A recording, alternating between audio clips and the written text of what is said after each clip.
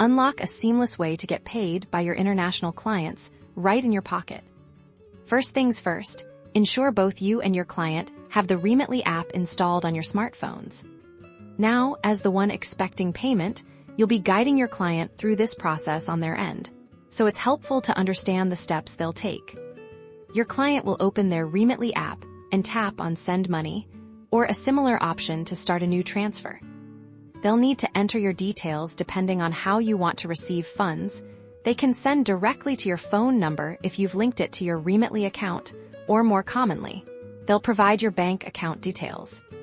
If they choose bank deposit, they'll select their country of destination and then enter your bank name, account number, and SWIFT or BIC code. Next, your client will input the exact amount they need to send you and select the currency you'll be receiving.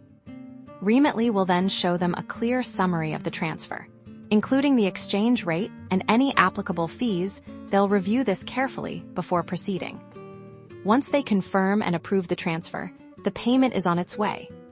You'll receive a notification within your Remitly app, and the funds will be deposited directly into your linked bank account, typically within minutes to a few business days, depending on the method chosen.